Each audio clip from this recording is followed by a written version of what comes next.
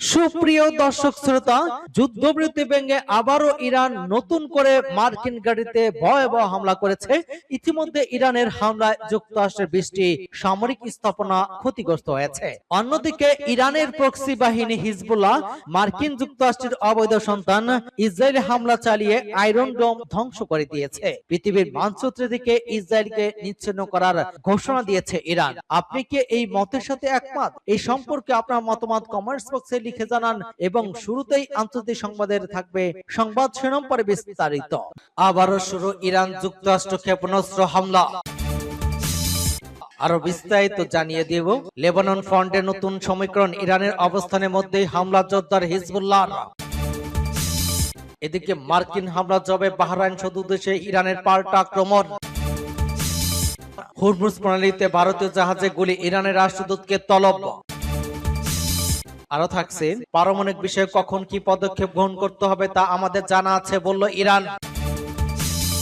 ইউক্রেনের রাশিয়ার ক্ষেপণাস্ত্র এবং ড্রোন হামলা নিহত 16।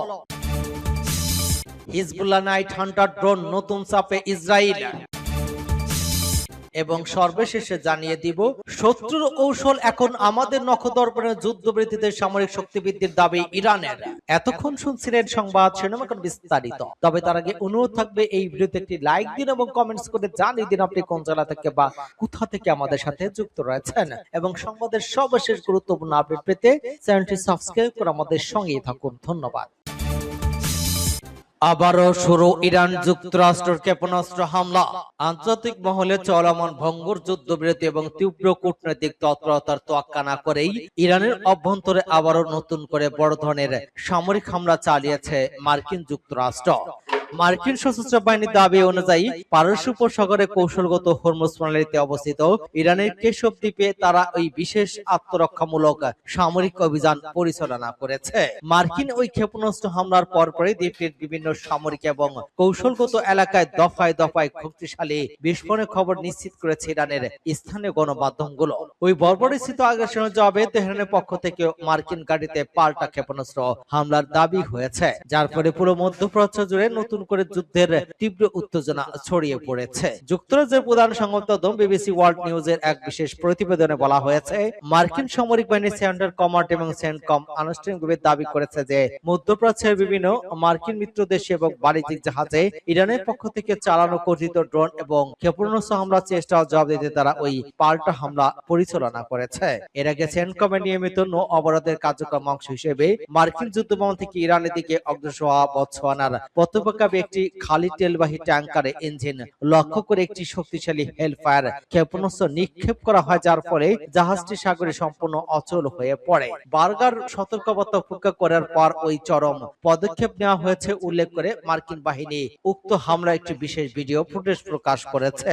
যদিও এই বিষয়ে ইরান সরকার প্রকাশ্যে কোনো মন্তব্য করেননি। এদিকে মার্কিন বাহিনী ওই আগ্রাসনের তীব্র জবাবে ইরানের এলিট ফোর্স ইসলামী বিপ্লবী গার্ড বাহিনী বা আইআরজিসি জানিয়েছে, তারা এই অঞ্চলে একটি নির্দিষ্ট প্রতিবেশী দেশে অবস্থিত মার্কিন প্রধান সামরিক ঘাঁটি এবং যুদ্ধবিমান লক্ষ্য করে একযোগে একাধিক ক্ষেপণাস্ত্র এবং আত্মঘাতী ড্রোন হামলা চালিয়েছে। লেবানন ফ্রন্টের নতুন সমীকরণ, ইরানের অবস্থানের মধ্যে হামলা জোরদার হিজবুল্লাহর। লেবাননের প্রভাবশালী দৈনিক আল আকবর জানিয়েছে, যুক্তরাষ্ট্রের পূর্ণ সমর্থন এবং সম্মানের মধ্যে ইসরায়েল লেবাননে নতুন সামরিক এবং রাজনৈতিক বাস্তবতা চাপিয়ে দেওয়ার চেষ্টা করলেও হিজবুল্লাহ তার হামলার মাত্রা আরো বাড়িয়ে তেল আবিবে চাপ প্রয়োগের কৌশলকে কার্যত ব্যর্থ করে দিয়েছে।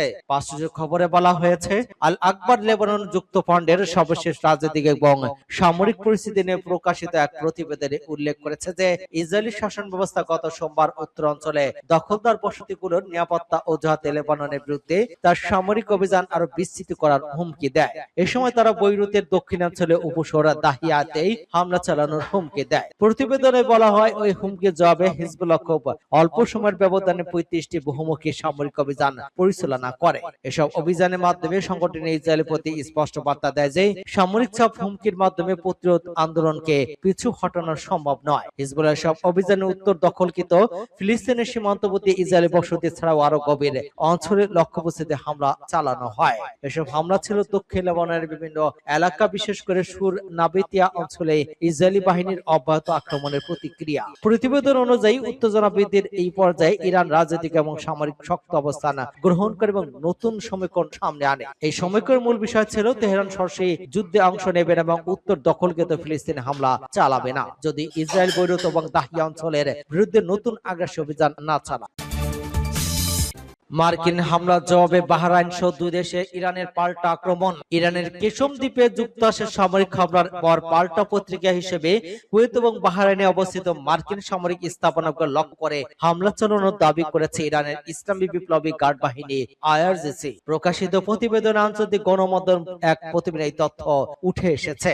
আইআরজিসি দাবি অনুযায়ী কেশম দ্বীপে মার্কিন হামলার জবাবে তারা কুয়েত বাহরাইন অবস্থান্ত মার্কিন সামরিক ঘাঁটি এবং সংশ্লিষ্ট সম্পদের উপর আক্রমণ চালায়। অন্যদিকে সত্যতা স্বীকার করে যুক্তরাষ্ট্রের সেন্ট্রাল কমান্ড জানিয়েছে ইরান থেকে উৎক্ষেপণ করা একটি ড্রোন বহর কুয়েতে অবস্থান্ত মার্কিন বাহিনীকে লক্ষ্য করে হামলা চেষ্টা করেছিল। তবে মার্কিন বাহিনীর দাবি ওই হামলা চেষ্টা সফল হয়নি। সেন্টকম আরো জানায় তারা কেশম দ্বীপে একটি ইরানি গ্রাউন্ড কন্ট্রোল স্টেশনে আত্মরক্ষামূলক অভিযান পরিচালনা করেছে। যুক্তরাষ্ট্রের ভাষ্য অনুযায়ী ওই স্থাপনাটি ড্রোন পরিচালনার কাজে ব্যবহৃত হয়েছিল। এদিকে কুয়েত এবং বাহরাইনের বিভিন্ন এলাকায় বিমান হামলার সতর্ক সংকেত বেজে ওঠার খবর পাওয়া যাচ্ছে এবং ওই অঞ্চল জুড়ে উত্তেজনা আরো বাড়িয়ে দিয়েছে। হরমুজ প্রণালীতে ভারতীয় জাহাজে গুলি, ইরানের রাষ্ট্রদূতকে তলব। কৌশলগতভাবে গুরুত্বপূর্ণ হরমুজ প্রণালীতে ভারতীয় পতাকাবাহী দুটি বাণিজ্যিক জাহাজে গুলি চালানোর অভিযোগ ওঠার পর ইরানের রাষ্ট্রদূতকে তলব করেছে ভারত সরকার। ওই প্রণালী অতিক্রম করার সময় একটি ইরানি গানবোট থেকে ভারতীয় জাহাজে গুলি বর্ষণ করা হয় বলে জানা গিয়েছে। এর আগে ওই দিনে ভাগ্যলক্ষ্মী নামক এক জাহাজের নাবিকরা ইরানের নৌবাহিনীর সাথে তাদের কথোপকথনের বিস্তারিত তথ্য প্রকাশ করেন, যেখানে উত্তেজনাকর পরিস্থিতি আভাস পাওয়া গিয়েছিল। ওই ঘটনা পর্বে ভারত সরকার দিল্লিতে নিযুক্ত ইরানি রাষ্ট্রদূতকে তলব করে এবং এ বিষয়ে তাদের গভীর উদ্বেগ এবং কড়া প্রতিবাদ জানায়। নয়াদিল্লির ওই ঘটনার তীব্র নিন্দা জানিয়ে ইরানের প্রতি আহ্বান জানিয়েছে যাতে ভারতের উদ্দেশ্যে আসা এবং ভারত থেকে ছেড়ে যাওয়া সমস্ত বাণিজ্যিক জাহাজে নিরাপদে যাতায়াত নিশ্চিত করা যায়। দিল্লির পক্ষ থেকে স্পষ্ট করে দেওয়া হয়েছে আন্তর্জাতিক জলসীমার সাধারণ বাণিজ্যিক জাহাজের উপর ওই ধরনের আক্রমণ কোনোভাবেই গ্রহণযোগ্য নয়। আল জাজিরার প্রতিবেদনে জানানো হয়েছে ভারত এই ঘটনার একটি দ্রুত এবং সুষ্ঠু ব্যাখ্যা দাবি করেছে। সাম্প্রতিক সময়ে মধ্যপ্রাচ্যে চলমান উত্তেজনার প্রেক্ষাপটে ভারতীয় জাহাজে হামলার এই ঘটনা দুই দেশের কূটনীতিক সম্পর্কের উপর নেতিবাচক প্রভাব ফেলতে পারে বলে মনে করছেন বিশেষজ্ঞরা। অন্যদিকে ইরানের শক্তিশালী সশস্ত্র বাহিনী ইসলামী বিপ্লবী গার্ড বাহিনী এক বিবৃতিতে জানিয়েছে যে যুক্তরাষ্ট্র যুদ্ধবিরতি শর্ত লঙ্ঘন করা হরমুজ প্রণালী বন্ধ রাখা হচ্ছে। আইআরজিসি দাবি অনুযায়ী যুক্তরাষ্ট্র যুদ্ধবিরতি শর্ত ভঙ্গ করে ইরানি নৌযান এবং বন্দরগুলোর উপর থেকে নৌ অবরোধ প্রত্যাহার করেনি। পারমাণবিক বিষয়ে কখন কি পদক্ষেপ গ্রহণ করতে হবে তা আমাদের জানা আছে, বলল ইরান। যুক্তরাষ্ট্রের বিরুদ্ধে যুদ্ধবিরতির লঙ্ঘন অভিযোগ এনে কঠোর অবস্থানের কথা পুনর্ব্যক্ত করেছে ইরান। তেহরান বলেছে দেশের নিরাপত্তা এবং পারমাণবিক কর্মসূচি সংক্রান্ত বিষয়ে কখন এবং কিভাবে পদক্ষেপ নেওয়া হবে সে সিদ্ধান্ত কেবল ইরান নিজেই নেবে। একই সঙ্গে প্রতিবেশী দেশগুলোর ভূখণ্ড ব্যবহার করে ইরানের উপর হামলা চালানো হলে সংশ্লিষ্ট লক্ষ্যবস্তুর পাল্টা জবাব দেওয়ার অধিকার তাদের রয়েছে বলে দাবি করেছে দেশটি। ইরানের পররাষ্ট্র মন্ত্রণালয়ের মুখপাত্র ইসমাইল বাগা এক বিবৃতিতে বলেন যেসব রাষ্ট্র তাদের ভূখণ্ড এবং সামরিক স্থাপনা অন্য দেশের বিরুদ্ধে হামলার কাজে ব্যবহারের সুযোগ দেয় তারা আন্তর্জাতিক আইন দায়িত্ব লঙ্ঘন করে। কুয়েতে ক্ষেপণাস্ত্র এবং ড্রোন হামলার খবর প্রকাশের পর দেয়া এক প্রতিক্রিয়ায় তিনি এই মন্তব্য করেন। বাগাই ইউরোপীয় ইউনিয়নের সমালোচনা করে বলেন আত্মরক্ষার অধিকার প্রয়োগের ঘটনায় ইরানে নিন্দা জানানো হলেও যুক্তরাষ্ট্র পদক্ষেপ বিষয়ে এই কি ধরনের অবস্থান দেখা যায়নি। তার ভাষায় এই ধরনের প্রতিক্রিয়া দায়িত্ব জ্ঞানহীন এবং দ্বিমুখী মানসিকতার পরিচয় বহন করে। এর আগে ইউরোপীয় ইউনিয়ন এক বিবৃতিতে কুয়েতের হামলার ঘটনাকে দেশটির সার্বভৌমত্বের জন্য হুমকি এবং আঞ্চলিক স্থিতিশীলতার জন্য উদ্বেগজনক বলে উল্লেখ করেছিল। ইউক্রেনের রাশিয়ার ক্ষেপণাস্ত্র এবং ড্রোন হামলায় নিহত 16। ইউক্রেন জুড়ে ধ্বংসাত্মক মিসাইল এবং ড্রোন হামলা চালিয়েছে রাশিয়া।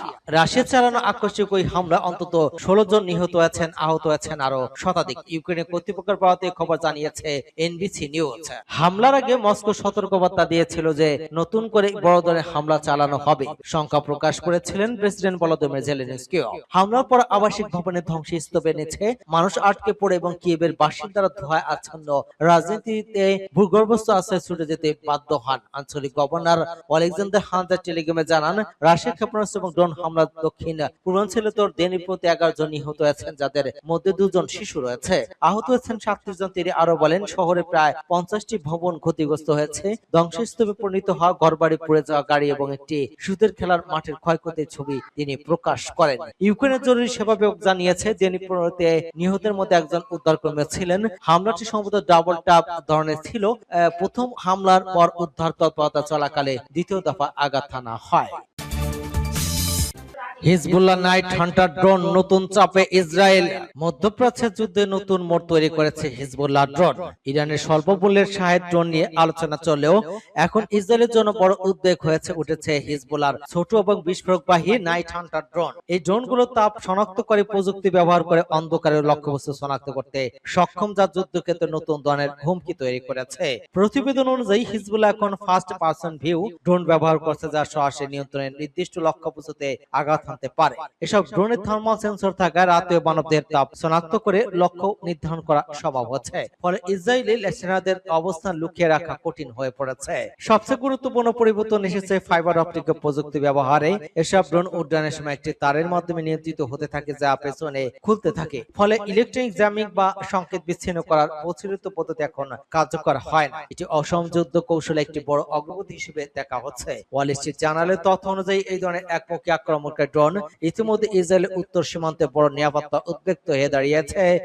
এপ্রিলে যুদ্ধবিরতির পর ইসরায়েলের 11 জন সেনা নিহত হন, যার মধ্যে অন্তত 7 জন ড্রোন হামলায় মারা গিয়েছে। প্রতিরক্ষা বিশেষজ্ঞ ক্যামেরন সেল জানিয়েছে, এই ছোট্ট ক্যাটাগরির ড্রোনগুলো সরাসরি যুদ্ধক্ষেত্রে ব্যবহার করে দ্রুত আঘাত এবং নজরদারি চালানো যায়। তার মধ্যে হিজবুল্লাহ এই রাতের সক্ষমতা যুদ্ধের চিত্র বদলে দিতে পারে এবং ভবিষ্যতে ড্রোন ব্যবহারের মাত্রা বাড়াবে।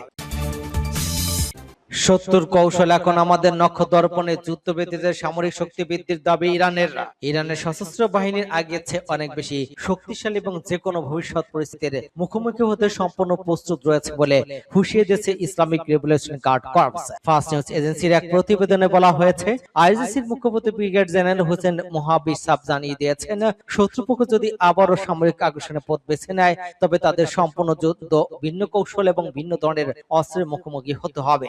বিদ্যমান সামরিক সক্ষমতা এবং সাম্প্রতিক সময়ে শত্রুর সঙ্গে সরাসরি সংঘাতের অভিজ্ঞতা কাজে লাগিয়ে ইরান নিজের অবস্থান আরো মজবুত করেছে উল্লেখ করে তিনি বলেন, আইআরজিসি যে কোনো সম্ভাব্য পরিস্থিতির জন্য পুরোপুরি প্রস্তুত। আইআরজিসি ওই শীর্ষ কর্মকর্তা জানান, সাম্প্রতিক যুদ্ধবিধির সময়টিকে ইরান তাদের সামরিক প্রস্তুতি জোরদার করতে এবং ক্ষয়ক্ষতি কাটিয়ে উঠতে অত্যন্ত সফলভাবে ব্যবহার করছে। পশ্চিমা প্রচারণাকে নাকচ করে দিয়ে তিনি বলেন, বাস্তবতা হলো ওই যুদ্ধবিরতির সময় আমাদের সামরিক এবং কৌশলগত সক্ষমতা আরো বৃদ্ধি পেয়েছে। গত 7 এপ্রিল মার্কিন যুক্তরাষ্ট্র ইসরায়েলি জোটের আগ্রাসনের জবাবে ইরানের পক্ষ থেকে অন্তত 100 দফা পাল্টা আঘাত হানার পর মার্কিন প্রেসিডেন্ট ডোনাল্ড ট্রাম্প একতরফাভাবে ওই যুদ্ধবিরতি ঘোষণা দিয়েছিলেন।